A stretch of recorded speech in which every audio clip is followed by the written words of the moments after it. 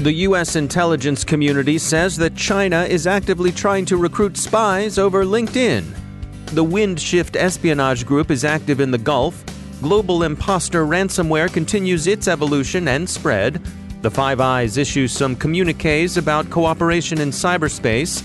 Russia would like to block Telegram if it could do so without too much collateral traffic damage. And supply chain questions about Google's Titan.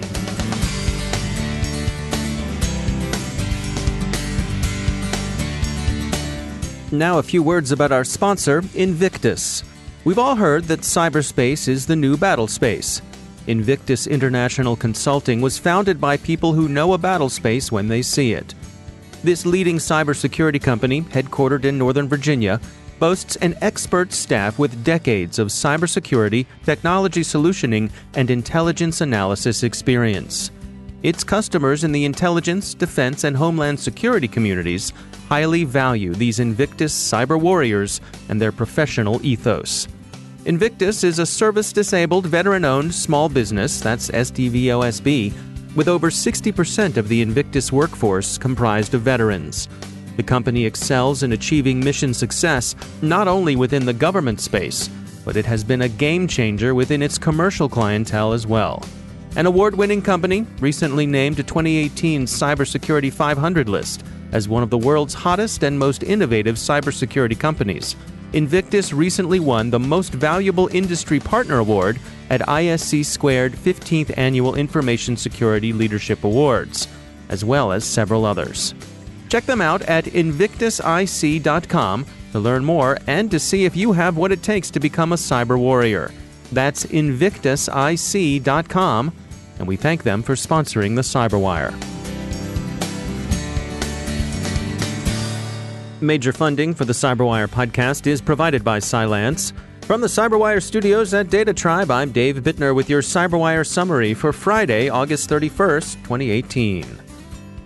Senior U.S. counterintelligence official William Evanina, whose formal title is Director of the National Counterintelligence and Security Center, warned that Chinese intelligence services are actively using LinkedIn to recruit American agents. The Chinese recruiting campaign involves contacting thousands of LinkedIn members at a time. The effort apparently involves catfishing. Director Evanina declined to disclose how many bogus Chinese accounts U.S. authorities had discovered. He also wouldn't say how many Americans had been contacted or with what success. Evanina recommended that LinkedIn take action to purge itself of inauthentic accounts, pointing to Twitter's recent house cleaning as a good model for LinkedIn to consider. He was clear in that he regarded LinkedIn as a victim in this case. LinkedIn told Reuters that they've been talking with U.S. law enforcement agencies about Chinese espionage and that they did what they could to control catfishing and other abuse. The company's head of trust and safety, Paul Rockwell, said, quote, "We've never waited for requests to act and actively identify bad actors and remove bad accounts using information we uncover and intelligence from a variety of sources, including government agencies." End quote. Evanina's warning was motivated by the June conviction of Kevin Mallory, a retired CIA officer, on charges of conspiracy to commit espionage. A Mandarin speaker, Mallory found himself financially pinched in retirement. He was contacted over LinkedIn by an individual using the name Richard Yang, who represented himself as a headhunter. Yang arranged a contact between Mallory and a third man who said he worked for a Shanghai think tank. Mallory made 2 trips to Shanghai during which he agreed to sell defense secrets to his Chinese contacts. Mallory, who the U.S. government thinks probably knew full well what he was getting into, will be sentenced in September and might get life. But hey, doesn't everybody recruit over LinkedIn? It's worth noting that this kind of recruiting can look initially legitimate. It's not as though you'll get a direct message inviting you to connect because, hey, you look like you might have treasonous skills. Nor are foreign intelligence services scouring LinkedIn for profiles of people who describe themselves as driven professionals with a passion for betraying their country, reasonable compensation to be determined in negotiation. No, the recruiters seek to connect, elicit a response, habituate you to talking with them, then to doing small favors or good offices, and before you know it, you've moved from advising someone on your common hobby of stamp collecting to handing over plans for an F-35 radar. Maybe the contact is someone you've never met, or maybe it's a friend of an acquaintance, or maybe it's someone you vaguely remember swapping cards with at that busy rootin'-tootin' cyber-shootin' happy hour just outside Fort Gordon. You remember, don't you? They had a bull ride in the bar room and everything. By the way, if you've ever tried to connect with our editor and he hasn't responded, it's probably because he thinks you're some kind of intelligence officer. That kind of suspicion, it's like a sickness with him. He doesn't mean to be rude. A hacking crew called Windshift is exploiting macOS vulnerabilities in an espionage campaign directed against the Gulf Cooperation Council. That's Saudi Arabia, Kuwait, the UAE, Qatar, Bahrain, and Oman. The malware payload is distributed in spear phishing attacks. They promise more details later. There's no further attribution from Dark Matter, the security company that announced the discovery. As difficult as it may be to look at that target list and not think of that regional rival in the Gulf Cooperation Council, the one with the capital in Tehran, it's important, as always, to remember that many, most all nations spy, and that there are many services who'd be interested in the Gulf. Kihu 360 warns that global Imposter ransomware is now out in more than 20 variants, and they expect it to continue to evolve and spread. The researchers consider it the most troubling family of ransomware currently in circulation. Russia would like to block the Telegram encrypted messaging service, but their attempts have been unsuccessful. They haven't yet come up with a way of stopping Telegram without also stopping a lot of other traffic, and that's unacceptable collateral damage. The Five Eyes, as the intelligence services of the US, UK, Australia, Canada, and New Zealand are called, in recognition of roughly a century of close cooperation, agreed this week to increase collaboration in cyberspace. The official communiqué covered much familiar ground: determination to work against terrorism, cooperation on law enforcement, border security, with an emphasis on fighting human trafficking, a shared commitment to a safe and open internet, determination to protect children, and so on. 4 points are worth particular mention. First, the 5 governments expressed a common determination to share intelligence and resources to thwart foreign influence operations. Second, the governments say their talks this year have focused on tangible deliverables and practical collaboration. Third, they regret that industry declined their invitation to participate in the discussion because none of this will work without industry help. And finally, they're not going to give up the crypto wars.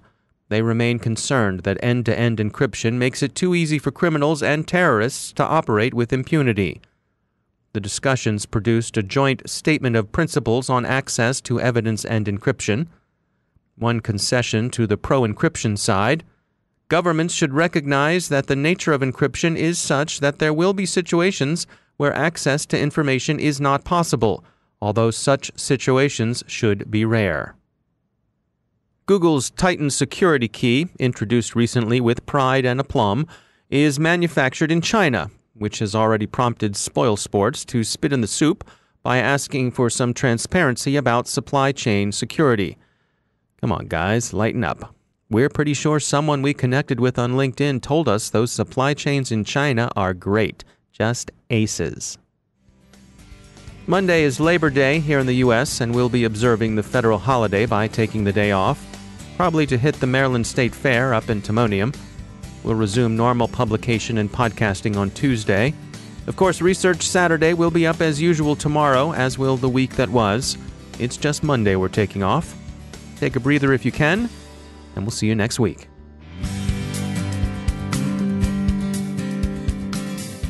Now a few words about our sponsor, the Incident Response Consortium, a leading nonprofit organization working to advance the cybersecurity industry through community building and the sharing of best practices. They're returning to the D.C. metro area this year with their popular free security conference, IR18. That's right, it's free, and it's being held September 5th and 6th at the Renaissance Arlington Capitol View Hotel. IR18 welcomes experts, those new to the industry, and anyone looking to learn more about the critical issues of cybersecurity. There will be valuable cybersecurity best practices training, hands-on vendor product training, cyber range wargaming, social networking, career opportunities, mentorship opportunities, chances for educational scholarships, and much more. Of course, there'll be free breakfast and lunch, too. Don't miss this great learning opportunity, and it's a chance to make new friends and build professional relationships. Space is limited, and with over 600 registered attendees already, be sure to head on over to incidentresponse.com to register today. That's incidentresponse.com. We thank the Incident Response Consortium for sponsoring our show.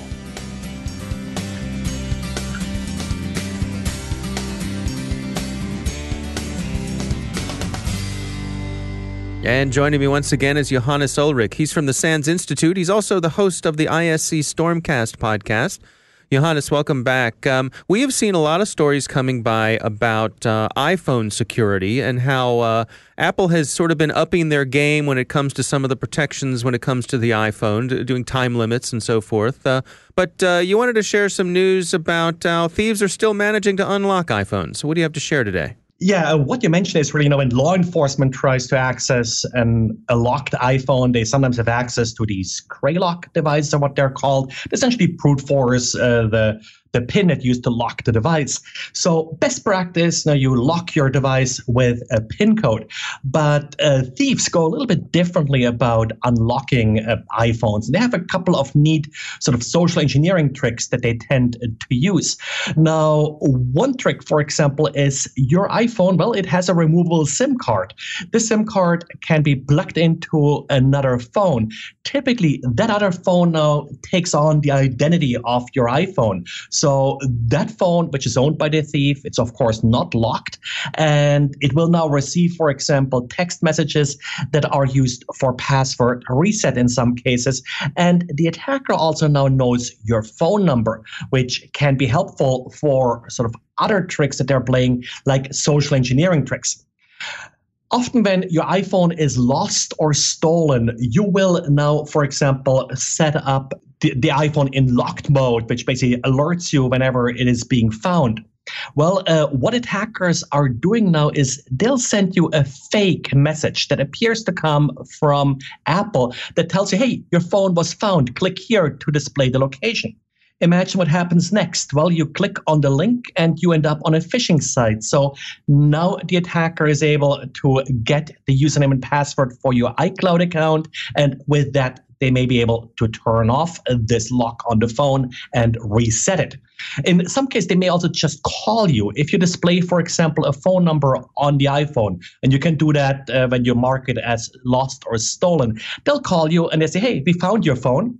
And, well, but we want to send it back to you, but we first have to know that it's actually your phone. And then they trick you into unlocking the phone in order to do this verification. So a lot of social engineering happening here. Now, there are a couple things that you can do to protect yourself. First of all, and that's a feature that's not often used, you can protect your SIM card with a PIN code. What happens is when the iPhone is turned off and you turn it back on, before the SIM card can be used, you have to enter a 4-digit PIN code. You can do this in your cell network settings within the iPhone, and that protects yourself from someone removing the SIM card and plugging it into another phone. And the second thing that you definitely should do is enable two-factor authentication to prevent some of these phishing attacks.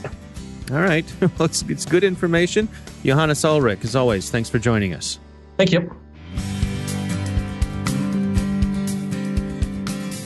And now a word from our sponsor, the upcoming Cybersecurity Conference for Executives. The Johns Hopkins University Information Security Institute and Navigant will host the event on Tuesday, October 2nd in Baltimore, Maryland, on the Johns Hopkins Homewood campus. The theme this year is cybersecurity compliance and regulatory trends, and the conference will feature discussions with thought leaders across a variety of sectors. You can find out more and register at isi.jhu.edu and click on the 5th Annual Cybersecurity Conference for Executives. Learn about emerging regulations and how the current cybersecurity landscape is changing as companies must adhere to these regulations and take actionable steps to become compliant. Check out all the details at isi.jhu.edu and click on the 5th Annual Cybersecurity Conference for Executives.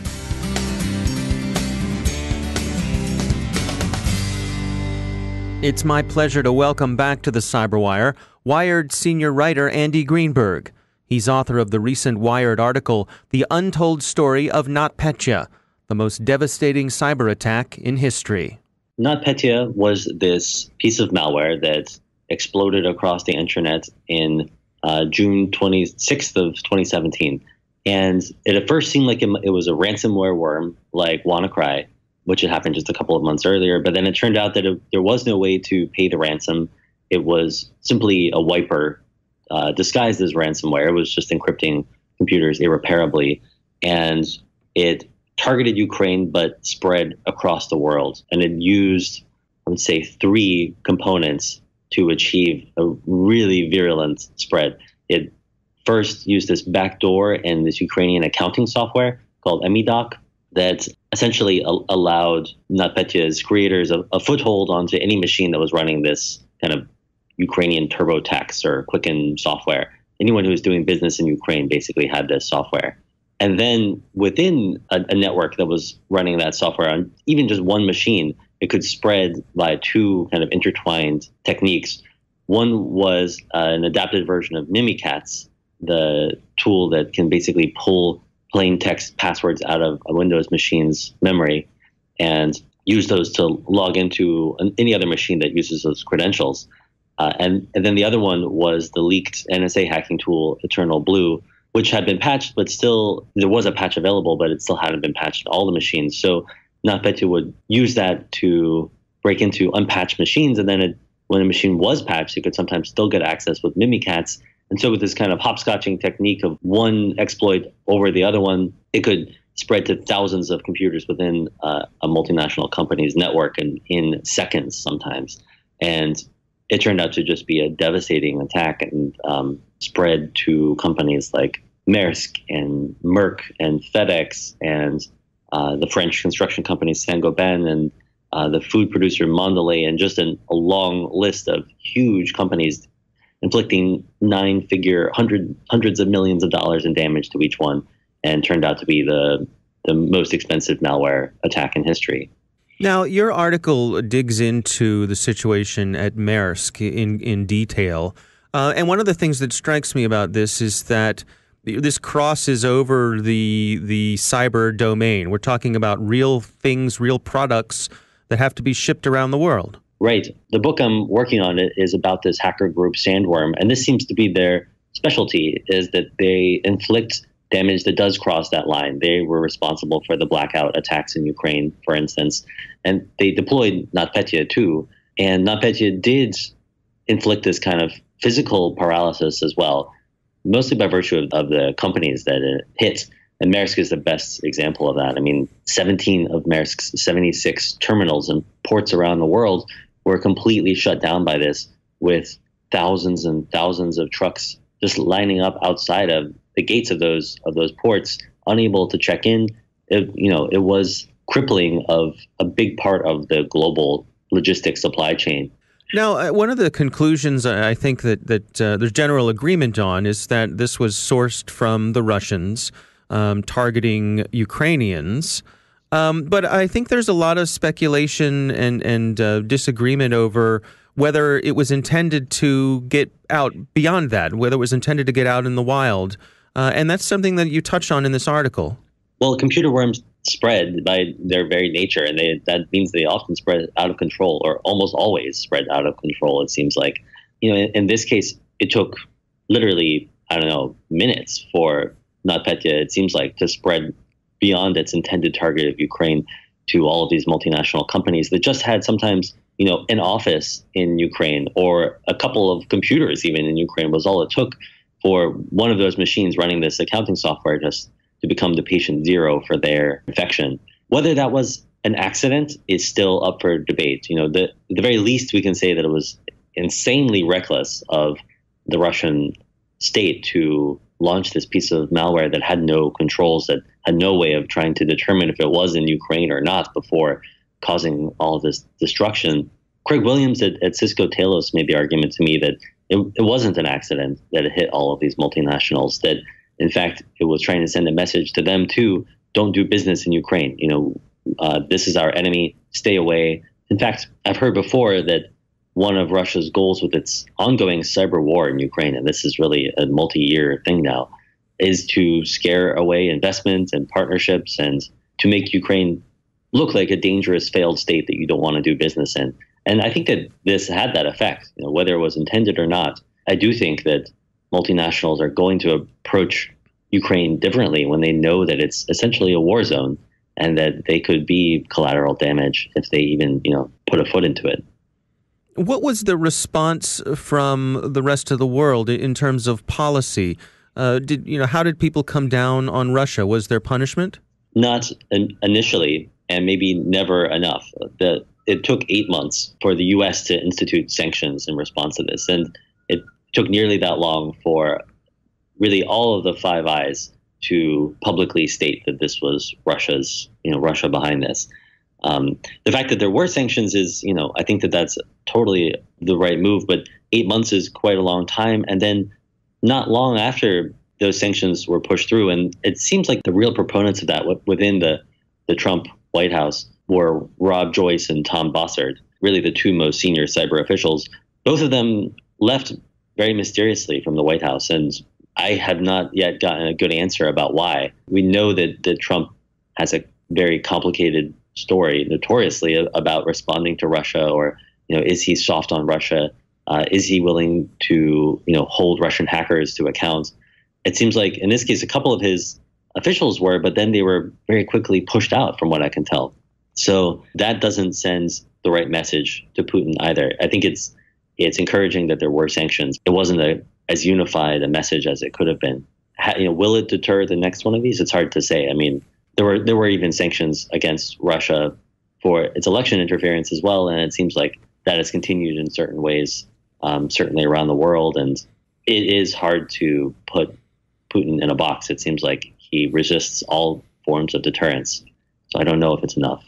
Yeah, it strikes me that, and I don't want to overstate it here or use hyperbole, but it reminds me a little bit of biological warfare in the way that this sort of thing can spread and reach beyond intended targets. And I can't help wondering if we need to head towards some sort of international norm where this kind of attack from a nation state is prohibited and nations around the world agree on that.